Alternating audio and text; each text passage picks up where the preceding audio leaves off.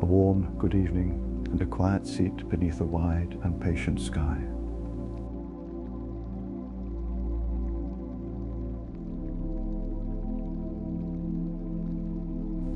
Allow the shoulders to settle, the jaw to loosen, the hands to rest where they are most comfortable, and let the mind take a calm step into the great question. Who else might be out there, and what might they have learned to build? We'll wander carefully. No rush. This is a bedtime promenade. We start with the simplest frame, time and number. Our sun is one lantern among hundreds of billions in the Milky Way, and the Milky Way is one river of light among hundreds of billions, perhaps trillions of galaxies. Most stars appear to carry planets as a matter of course, not rarity but routine. If life ever finds a foothold, time gives it patience, and patience gives it chances. Now, our own civilization is young. By the calendar of the cosmos, scarcely out of the nursery. We have just begun to send small ships to the edge of our star's breath, just begun to share a whisper across the interstellar dark. It would be rather odd if we were the first or the only. It would not be surprising if we were simply early to rise this morning, whilst others woke in centuries past, or will wake in centuries yet to come. We keep three gentle rules as we explore this thorn. Prefer natural explanation first, and let evidence carry us forward. When imagining the technologies of others, begin with physics we already understand, then extend it patiently. Treat possible neighbors as we would wish to be treated, with quiet respect. A slow stroll through plausible technologies, communication. Across the long distances between stars, a civilization may prefer narrow tidy beams instead of the broad shout of radio. Think of tight optical or infrared lasers. Pulses as brief as a heartbeat, carrying libraries in threads of light. For very patient engineers, neutrino communication is conceivable, elusive particles that pass almost unimpeded through matter. Inelegant for us today, but perhaps ordinary to a culture with grand accelerators powered by starlight. There are also the humble virtues of timing, a beacon that blinks in prime number rhythms, placed in a quiet patch of sky, saying simply, we can count and we are kind. Power. Not a single monolithic shell, but stellar swarms, millions of modest collectors in varied orbits sipping sunlight and sharing it wirelessly. A polite technology, scalable, repairable, less fragile than a fantasy sphere. Around smaller worlds and moons, fusion from common isotopes, deuterium from water, may warm cities without smoke or flame. On wandering habitats, beamed power from stations close to the star might keep distant factories humming without heavy fuels. Habitats. Surface worlds are charming, but not compulsory. Within their own systems, patient cultures may prefer free space habitats, rotating valleys with rivers and orchards where gravity is gentle and adjustable. These are not escapes from planets, they are gardens in the sunshine, situated wherever materials are plentiful and the view is agreeable. Some may be no larger than a village, others as long as counties, each tuned to the tastes of its inhabitants, dawns whenever one wishes. Seasons by design, rain politely scheduled, flight and travel. For the next star over, one does not need miracles, only persistence. Solar sails' vast, delicate mirrors can ride photon pressure. Laser sails can be pushed more briskly by ground-based light. A slower romance lies in fusion pulse craft, small bursts, carefully shaped, nudging a ship to a patient percentage of light speed. Not a sprint, a voyage. Generations perhaps, libraries and gardens aboard. Once in the destination system, magnetic sails may break against the interstellar medium, and electrodynamic tethers harvest the local environment for power. Sensing and science, a mature civilization will likely favor interferometry on grand scales, multiple telescopes spread far apart, their signals combine to paint images of exquisite precision. They might map the weather of our sun 5 days hence, read the breath of planets 100 light-years away, and trace the murmurs of space-time as black holes circle like heavy swans. To them, cosmic archaeology, reading the histories of galaxies from the motions of their stars, may be a quiet evening's walk. Gentle ethics for a shared sky. There is a thoughtful etiquette one can imagine. Listen twice, speak once. Minimize glare, preserve the night for those who love it. Protect the young. Do not shout into the nursery of a species just learning its first questions. Share measures, not myths. Publish frequencies, timings, and methods. Leave room for gardens.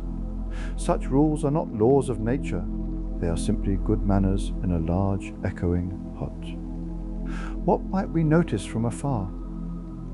The most convincing signatures are not grand monuments, but consistent patterns. Waste heat with an odd spectrum, too smooth for geology, too widespread for mere cities, suggestive of industry sipping starlight. Precise, unnatural timings, clocks written into starlight or planetary eclipses, blinking in mathematics rather than meteorology. Atmospheric disequilibria, gases that should not coexist unless life or industry refreshes them. Transit shaping a star, dimming in a way that looks engineered. A lattice, a louve, a variable shade to cool a world kindly. Any one such hint is interesting. Several together would be persuasive.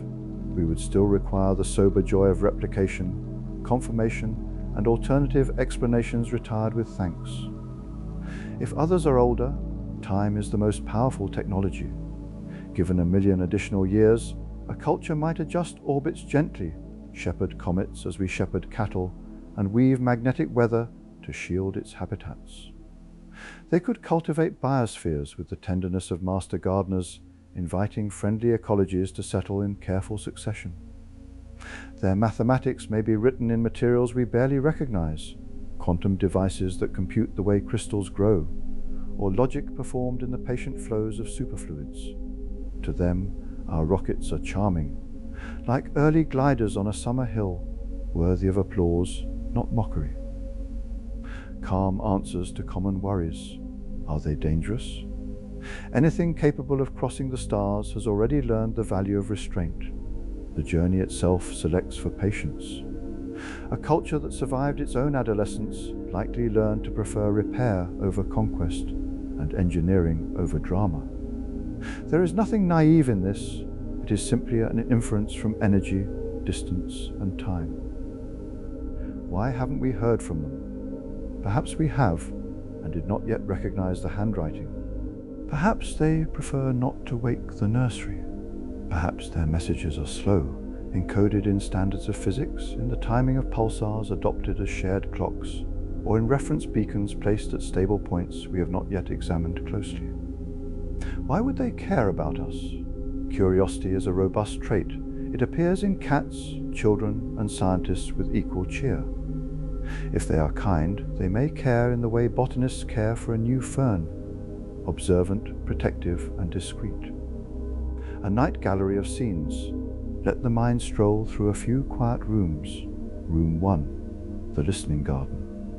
Rows of simple dishes under a lavender dawn, dew on cables, a wind that knows the names of small grasses. The instruments do not strain, they attend. Every so often a pattern arrives, prime numbers in soft light, a pulse that repeats on the anniversary of its first greeting. No fanfare, merely a conversation that assumes we like to think. Room 2, how? Veil fusion. Mindformation. We can listen well, minimize interference, share data openly, and publish negative results as cheerfully as positive ones. We can sweep widely, radio, microwaves, optical, infrared, accepting that different minds might favor different bands. We can hunt for technosignatures as we do for new worlds, carefully, skeptically, and with a willingness to be surprised. We can educate generously, teach the public that uncertainty is not ignorance, but the proper shape of an honest horizon. We can tend our own garden, because a civilization that looks after its seas and skies is the sort one would be proud to introduce to neighbor. Soft thoughts for sleep. If there are others, may they be gardeners, librarians, careful engineers whose favorite tool is time. May they keep good archives and better jokes. May they wave, not with a shout, but with a pattern, one we can recognize without fear. If there are not, if the night is ours alone for a while, then we are the cosmos' first attempt at a witness in this quarter, and our work is simply to be excellent guests in a house of extraordinary rooms. Breathe in, slowly. Breathe out, longer still. Let the sentences grow wider apart, like stepping stones across a quiet stream. Let each pause be a little harbour where the mind may dock for a moment and rest. Consider your own marvellous infringence: eyes that gather 100 million shades, ears that pick out a friend's voice in a room full of rain, a brain that can imagine a technology it has never seen and feel no embarrassment trying, a body that carries you faithfully through long days and gladly lowers its sails at night. The old British voice you'll hear reading these lines, unhurried, thoughtful, is simply a lantern walking ahead on the path. You may follow a few steps, or close your eyes and let the voice fade into a kindly murmur. Both are perfectly acceptable ways to travel. Somewhere above the roof, satellites turn like patient clock hands. Dishes breathe quietly as they track the sky. A handful of photons, born long ago, arrive tonight and become a small line on a screen. And a person, perhaps no older than you were when you first looked up and asked who else, leans closer and smiles. We do not need an answer this evening. We need only the confidence that our questions are welcome, that the universe is large enough to bear them, and that sleep is the most sensible technology of all. A nightly repair, a gentle reset, a promise that tomorrow our curiosity will wake refreshed. One more breath, calm and steady, in with the cool of the room, out with the warmth you give back. The lights in the museum of possible neighbors grow soft. The exhibits remain quietly brilliant. The corridors curve into darkness, and you drift as a ship with full confidence in the tide. Good night and good company, wherever it may be, whenever it wakes, however it chooses to say hello.